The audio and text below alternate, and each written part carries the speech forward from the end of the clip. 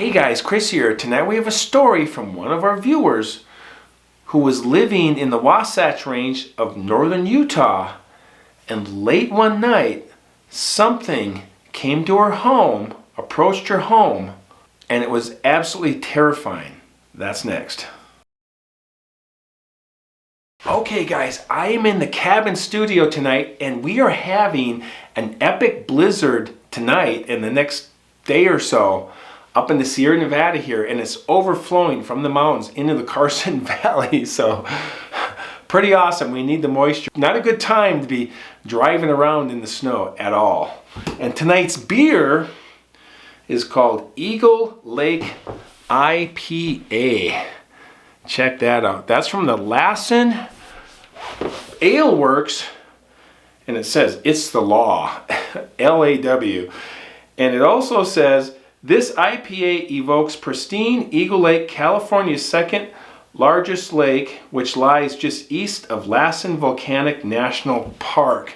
And we are going to be doing a backpack trip up to Lassen Volcanic National Park this summer and go see what's out there. So let's get this thing going here and get the story going. Oh yeah, IPA. That's fun having these local small breweries with beer. Look at that. It's a very good looking beer. It's got a little brown tinge to it. Looks like a regular beer. See what that tastes like.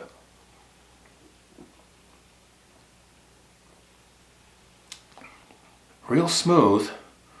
It tastes like good standard beer, and I can taste a little IPA in it, and there's a real smooth finish to it. I like that. Eagle Lake IPA. Cheers. And for our comment of the week, we have from Fox Knowles 932. He says, I'm from Minnesota. My friend, a no-nonsense guy, was just telling me about his early morning encounter while fishing. From his boat, he saw a large two-legged dark creature on the shore next to a tree. And he says it looked like it was waving to him. He watched until it left, waited for the full sunrise, then went up to the tree. He couldn't see any tracks, but he said it had to be at least 7 feet tall or more. He said it could have been a bear reaching for an apple, but it just didn't move or act like a bear. This was on the Knife Lake in Kennebec County area. His friend is a no-nonsense kind of guy and does not want attention. Well, thank you, Fox Knowles 932. I'm also from Minnesota, so comment of the week. So our story comes to us from one of our viewers. Her name is Belinda.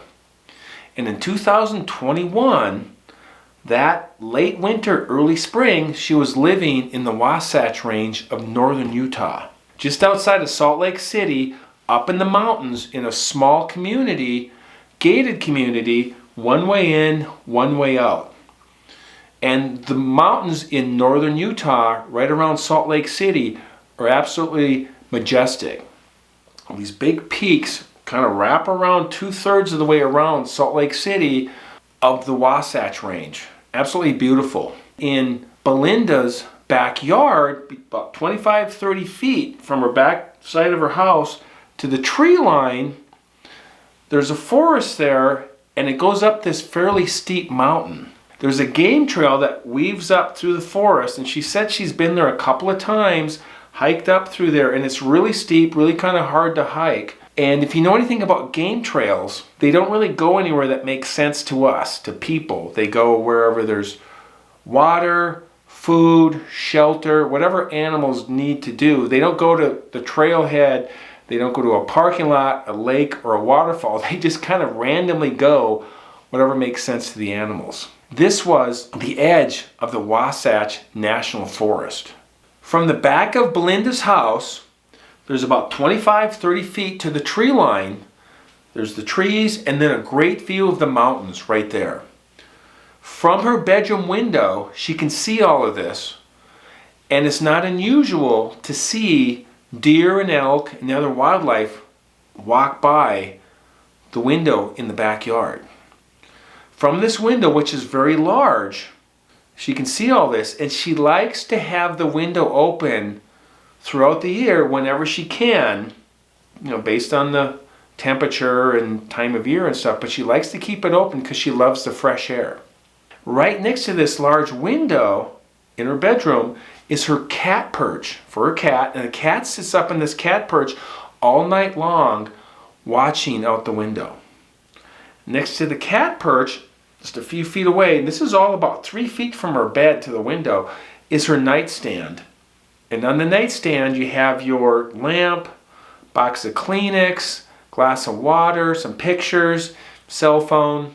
So late one night, early spring of 2021, Belinda was in her bedroom and she was having a hard time falling asleep.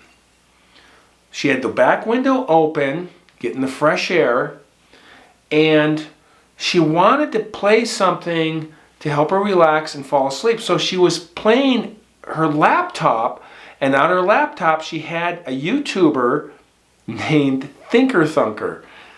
And if you've never heard of Thinker, he takes Bigfoot, Sasquatch, video, photos, audio, and analyzes it, compares it, and tries to determine if it's real or fake. He does a great job. Check him out.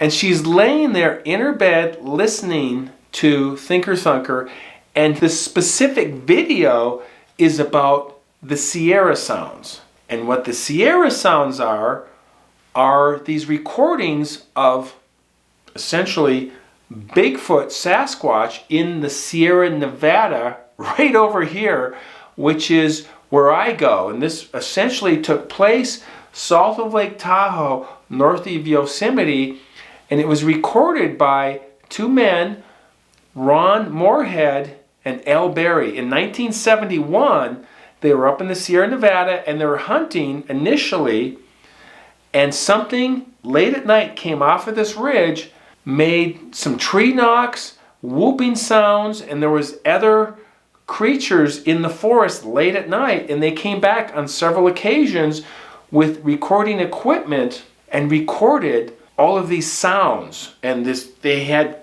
almost a communication between them. They were mimicking what they were doing, and they had a thing called samurai chatter the Bigfoot were doing. It's this form of communication the Bigfoot have. I'm going to play about less than a minute of it just to give you an idea of it. Check out the link below and go see what else Ron Morehead and Al Berry have.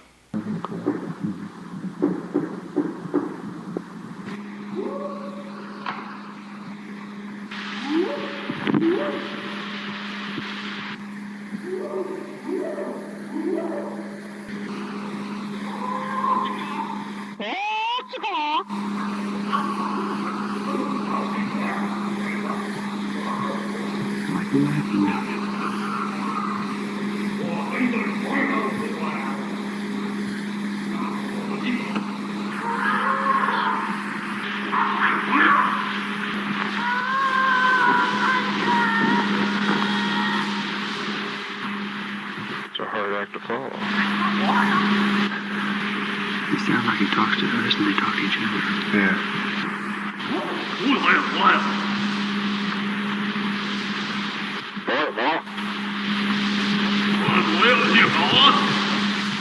So as you can hear, these sounds are very chilling, very weird and creepy even, to imagine being in your tent late at night and hearing something like that outside of your tent. And these guys were very brave to mimic them and try to communicate with them. And so they got these recordings because they were very determined to continue to go back up there and do this. So over the course of about 4 hours, she would play the video, listen to it, and then get tired, and then promptly fall asleep. And then after about 15 minutes or so, she would wake up and restart the video because she wanted to hear the conclusion of the video. And all the while, this video was playing next to her window and blasting outside into the backyard. She woke up for the 4th time to reset the video and start it over again. And then she promptly again fell asleep. At about 2 a.m., She was startled and awakened by her cat, who jumped off the perch onto the nightstand, knocked a bunch of stuff onto the floor, and then slammed into her side. Totally confused her and startled her. She turned and looked, and she could see her stuff from the nightstand was strewn across the floor. And then she turned to the cat, reached out to the cat, and the cat jumped off the bed and ran out of the room. Belinda was still startled and confused. She was sitting upright in bed, and she slowly turned and looked out the window. And there she saw, about 25, 30 feet away, standing in front of the tree line, this very large creature, staring right at her.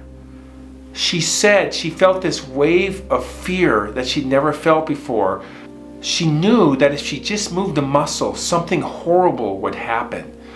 So she sat there frozen, just staring at it, and it was staring back at her. She could tell it was much larger than a man. It was standing upright on 2 feet, and it was 8 to 10 feet tall, motionless, just standing there in her backyard staring at her.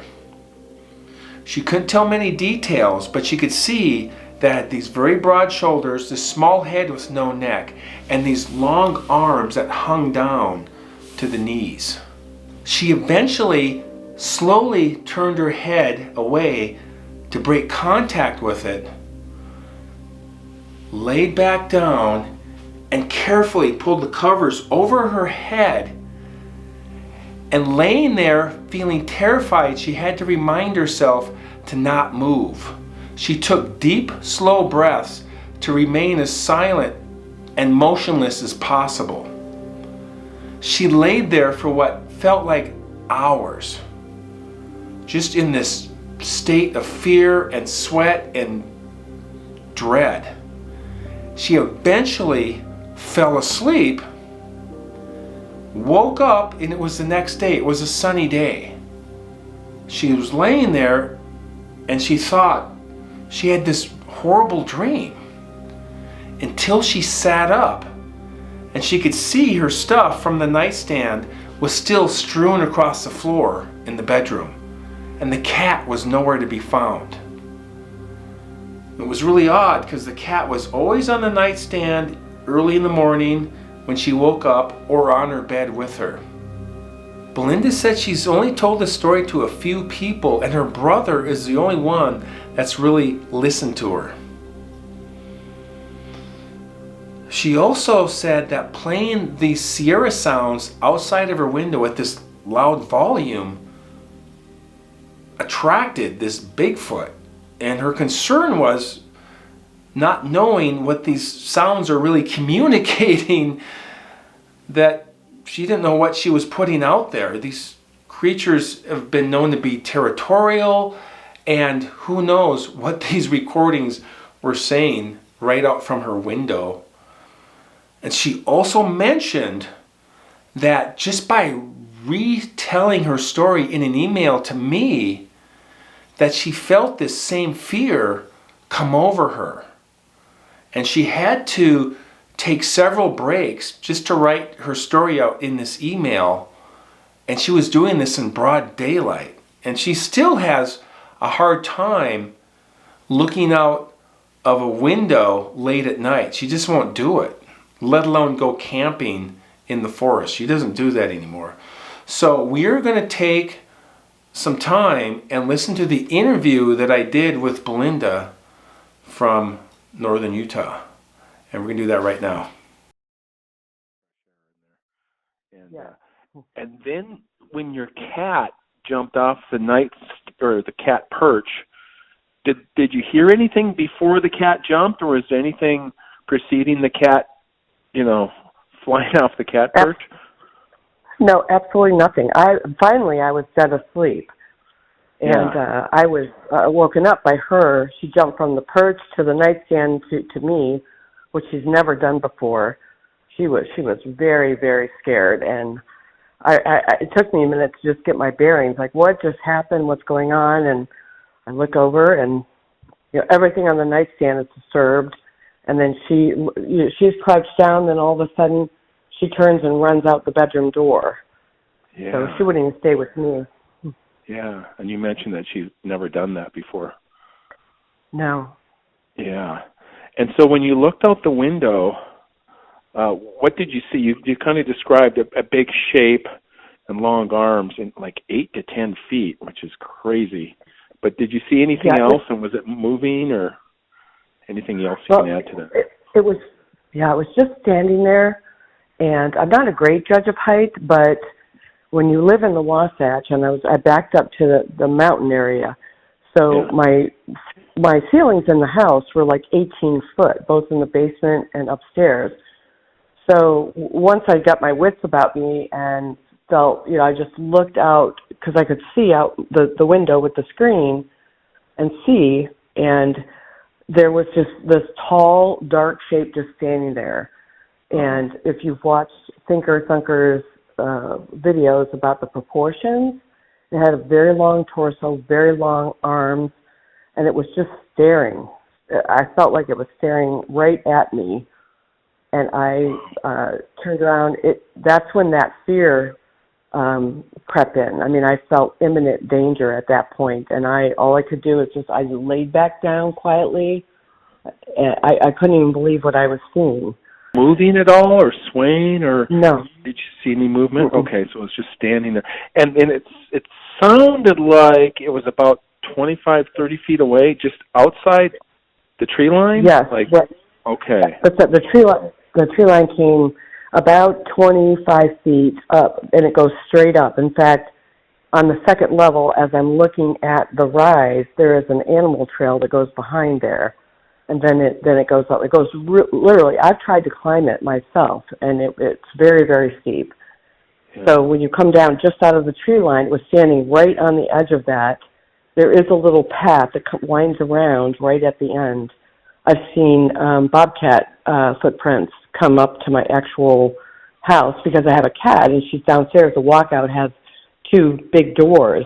So she sits down there and looks out, and so we found footprints there. So wild animals are not uncommon, and literally I did not see any movement. I didn't see any red eyes like people talk about. There was just this very tall shape sitting there, and the most important thing was just the feeling that I got from it. I have never felt that level of fear or danger, and I really felt that fight or flight, and there's nothing I could do. I just laid back down.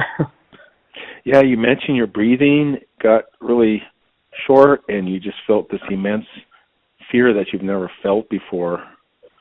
Can you describe any more about that? You felt threatened. I felt very, very threatened. I think I said in my note that we don't know what the Sierra sounds are saying. Clearly, that's a conversation going on, but we don't know what they're saying or what they've recorded. And here I'm blasting this out. Thinker Thunker says, turn your volume up as high as you can so you can hear the details. So it's really loud, and against that incline to the mountain, the sound reverberates off of that pretty loud. So you can hear little details in the woods. I know when deer are out there, I can hear them. And so I just have never had that experience where just this wave of, I felt like, now hindsight, right? You say, I obviously threatened this being, and I don't know if it was coming to check to see who this was or why were these sounds from California. Not that it would know that, but it would not be normal partners of their tribe, so to speak, that were there. So it may have been a big male that came to, find out what's going on here. But it was, I've never felt that level of fear. And to this day, even now when I'm talking to you about it, mm-hmm. I can feel that come on. It's almost like a PTSD. Never had that experience. Yeah. You mentioned that even when you were writing the email out to me, you felt the fear come back to you in re-experiencing that encounter that you had. There are, a couple of people in my life that I could share the story with who are kind of believers that there's something to it. And when I talked about it to them, there was silence. It's like, well, that's an unusual experience to have. It's one thing to just see one, but to have it come to your home and to be just in the middle of the night like that and to feel that way. I've been in some dangerous situations, but I've never had that level of threat, of imminent danger. I felt like if I moved, that something bad was going to happen. And that's why I just laid back down and pulled the covers over my head, and I sat motionless, absolutely. Even my breath, I was trying to control my breath. Were you able to see any footprints around the back of your property? Well, and that's, the next day, that's why I'm saying it was late spring, because we live in Utah, we get, heavy snow, and then the next couple of days it's sunny. I did not even want to look out my windows. I closed all the blinds, but then when I was talking about it, someone said, go out and see if you find footprints. And I did find some. I did take a picture, but the snow had melted. It was clearly footprints, but it wasn't enough to distinguish for someone to say, oh, yeah, that's a Bigfoot footprint. There were footprints there. This was a very large animal. It's hard for me to describe. I'm not an engineer, but from my perspective looking down, its head was like even with the deck, which is on the first floor. It was absolutely massive. And when I say 8-10 feet tall, I felt in my heart that this was a male. Have you had anything else happen since then, or any other updates? No, that frightened me so much that I don't even look outside at night. I don't listen. If Thinker Thunker comes on with another analysis, I don't play it at night. I would never recommend that anybody take a recording like that we all, those of us who are believers know that those Sierra sounds are a very credible recording, and I would not recommend you play them outside your window because you don't know what they're saying. And just based on my experience, I just felt like I don't know what it said, but I got the sense that it knew where it was coming from, and it was standing there looking directly at me through my window. It was massive, and don't hold me to the exact height. I think what's important here is that I felt it was a male, and it was very big, and it was looking right at me. And then you said the arms were long. How long were they in relation to the knees and the hips? The hands were kind of like, the legs were shorter. That's the thing. And the torso is longer. The torso was really long. There wasn't a neck to shoulders. It's almost like it didn't have a neck, but very, very broad shoulders, big hands. I couldn't see, fingernails or that kind of detail, but the hands hung down to about its knees. And what impressed me about it, and maybe because I've watched Thinker Thunker's proportional analysis, I noticed that. Its body, it wasn't human. There was no way it was human. Its torso was too big, and its shoulders were massive. And even though I could not see its eyes, I couldn't tell you what its face looked like. All I could tell you is that I felt that I knew that it was looking at me, and that whatever it was projecting, it was at me. There was no question in my mind about that. Yeah. Wow. Well, that's a really good description. I've always kind of been a believer. My brother and I, we track things. There are certain people that we listen to. We don't follow, finding Bigfoot stories. That to us, that's just, not important. What's important are these thousands of stories from people that have had actual experiences, including scientists and military people and Native Americans. So there's enough information out there, and I believe that these things cannot, if they don't want to be seen, you won't see them. You can't go out and hunt for them. They're too smart for that.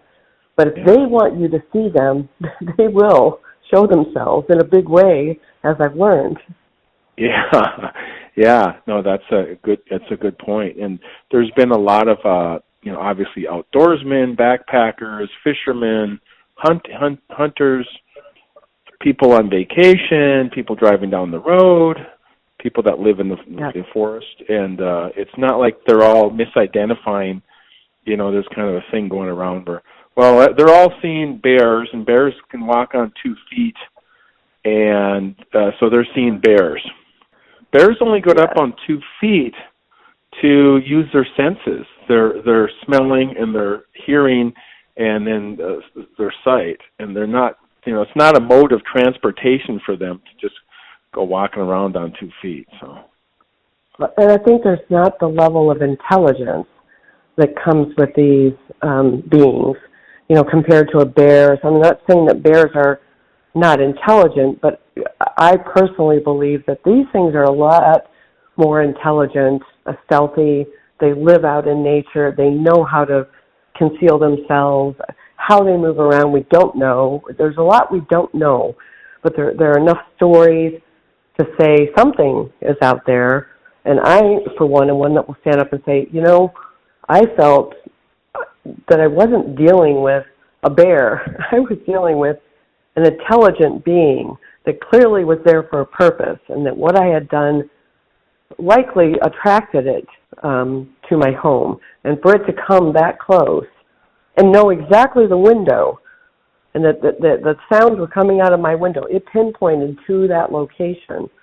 That's not a bear. It's not looking for food. My brother is the person when we were children that we saw very momentarily Bigfoot standing in the middle of the road. So he and I have always been believers, and we talk about it frequently, and I don't mean every day, but he lives in Michigan still. So when I do see him, we inevitably move back to discussion about that, and especially since my experience in Utah, he was the one person who said, he kept asking me over and over again to tell the story, because he said, you're probably leaving out details, but he's the one person who really believed it, and he, so. Yeah, it's got to be comforting for you to know that at least your brother believes you, and you guys had a shared experience when you were kids. I remember you sending me that one as well. I mean, they may not be out there to harm us, but if they feel threatened by us, they're going to let us know. Yeah, and being that big and that mysterious and that powerful, it's just the sheer presence is threatening to us. Even if their intentions are not that, it's still very and I've never had that face-to-face experience, so I'm sure that fear can be overwhelming and debilitating. And like you said, the feeling of PTSD almost after revisiting the story and stuff. So it's easier said than done, but I'm still, I guess, willing to go out there. And well, I'm glad you do. My thing. I will keep listening do my to your thing. stories. Okay, yeah, Okay. So all right. Well, very nice talking with you, Belinda. If you have any more information or any other updates, please feel free to email me. I will. Thank you, Chris. Have a good day. All right. Okay. Thank you. Talk to you later. Bye. Okay, so that is our story from Belinda from the northern Wasatch Range in Utah. Really appreciate her telling us that. And what a scary thing to be confronted by an 8 to 10 foot creature in your own home, in your backyard. Oh my gosh, I can't imagine what she felt. And she felt a lot of fear, as she said. So, well, thank you guys for watching. I appreciate it. If you guys like stories about the strange, unexplained, and things that go bump in the night, please like and subscribe. You guys always know how to do that. That's why I do this at the end instead of the beginning. And I appreciate your comments as usual. They really inspire me and encourage me to keep going too, because sometimes I'm just out here with me and the tripod and the camera, and that's all I got, except, your views and comments. So appreciate that. We'll see you next time, and looking forward to getting out there. Sunnier days are ahead, so looking forward to that. So we'll see you next time. As always, keep hiking.